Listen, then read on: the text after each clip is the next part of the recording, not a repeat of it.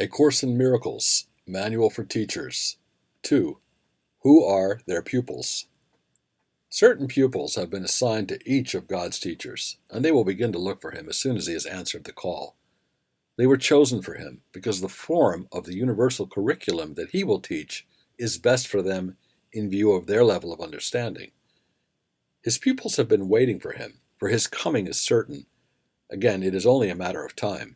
Once he has chosen to fulfill his role, they are ready to fulfill theirs. Time waits on his choice, but not whom he will serve.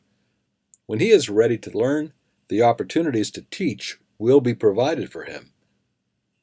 In order to understand the teaching-learning plan of salvation, it is necessary to grasp the concept of time which the Course sets forth.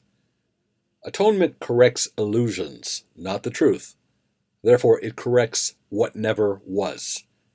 Further, the plan for this correction was established and completed simultaneously, for the will of God is entirely apart from time. So is all reality, being of Him. The instant the idea of separation entered the mind of God's Son, in that same instant was God's answer given. In time, this happened very long ago. In reality, it never happened at all. The world of time is the world of illusion. What happened long ago seems to be happening now. Choices made long since appear to be open, yet to be made. What has been learned and understood and long ago passed by is looked upon as a new thought, a fresh idea, a different approach. Because your will is free, you can accept what has already happened at any time you choose, and only then will you realize that it was always there.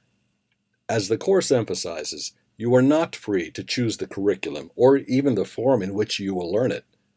You are free, however, to decide when you want to learn it, and as you accept it, it is already learned.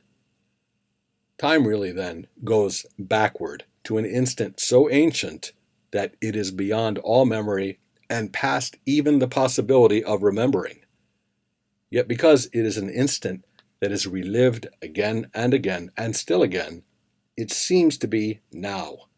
And thus it is that pupil and teacher seem to come together in the present, finding each other as if they had not met before.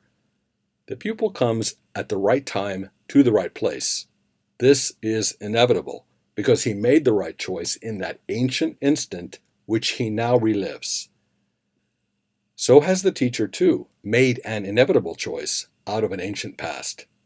God's will in everything but seems to take time in the working out. What could delay the power of eternity? When pupil and teacher come together, a teaching-learning situation begins.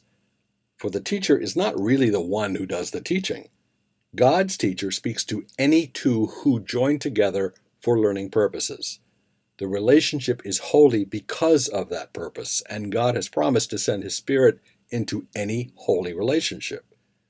In the teaching-learning situation, each one learns that giving and receiving are the same. The demarcations they have drawn between their roles, their minds, their bodies, their needs, their interests, and all the differences they thought separated them from one another fade and grow dim and disappear. Those who would learn the same course share one interest and one goal, and thus he who was the learner becomes a teacher of God Himself, for he has made the one decision that gave his teacher to him. He has seen in another person the same interests as his own.